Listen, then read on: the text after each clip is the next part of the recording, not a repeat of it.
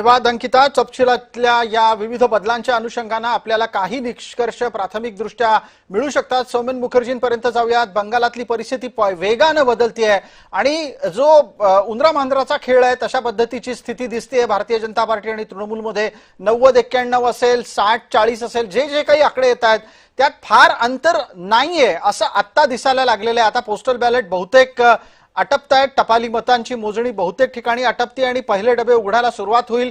कारण घड्याळाचा आकडा जो सांगतोय तो जवळपास 8:42 जवळपास पोहोचलाय. 8:45-9च्या सुमारास जी ईव्हीएम इलेक्ट्रॉनिक वोटिंग मशीन अर्थात मतदान यंत्रांमधली मोजणी आहे ती अपेक्षित आहे सुरू होणं. आपल्याला यातला फरक असाच राहील आणि इतक्या जवळपासची स्पर्धा राहील का सोमेन? नाही राहणार आहे साहेब माझा हिशोबाने. कारण तुम्हाला एक दोन विषय सांगतो. See that is the reason election कमिशनने एक ज्या मुद्दे घेऊन टीएमसी चा नेत्यांनी आणि त्यांचं अधिवक्त्यांनी त्यांनी घेऊन गेलं होतं सुप्रीम कोर्टमध्ये, हायकोर्टमध्ये, की आपलं राजकीय राज्याचं प्रशासनिक कर्मचारी यांना काउंटिंगमध्ये ठेवलाच पाहिजे.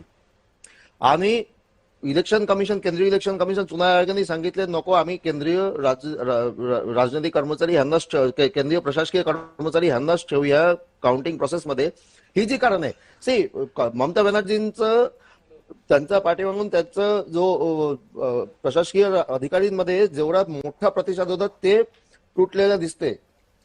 पण तरीही त्यांचा पाठीमागे आहे ना, ही त्यांचं एकदम स्पेसिफिक आमचं जे कॅल्क्युलेशन आकडेवारीप्रमाणे तेच आहे. 50% कर्मचारी अजूनही त्याच्या पाठीमागे उभा आहे. बर, म्हणून कुठलाही राज्याची प्रशासकीय कर्मचारी सोमेन जो तपशील नवा येतोय तिकडे पटकन आपल्याला घेऊन जायला हवं. भारतीय जनता पार्टीनं पहिल्यांदाच बंगालमध्ये 3 आकड्यांच्या आधारे आघाडी घेतलेली दिसतीये. पटकन एकदा आपल्या सोबत असलेल्या विविध मान्यवरांपर्यंत पोहोचूयात, पण त्यात सुद्धा मला माधवराव भांडारींकडून याचं उत्तर लागेल. माधवराव, 30 सेकंद आहेत.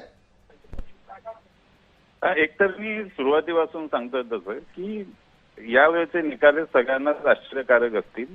दुसरा मुद्दा मला संध्याताईंच्या बाबतीतला त्यांनी 2 वेळा म्हटलं तो मला स्पष्ट करायचा आहे की पश्चिम बंगालमध्ये महिलांची लढाई हे खरं आहे, पण की एका महिलेविरुद्ध नाहीये.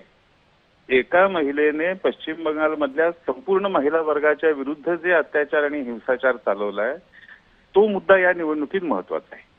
आणि पश्चिम बंगालमधलं स्त्री जीवन गेल्या 15 वर्षामध्ये इतकं सुरक्षित झालेलं आहे आणि इतके भीषण अनुभव तिथल्या महिलांना येत आहेत, सातत्याने येत आहेत, की महिला वर्ग भयभीत होता.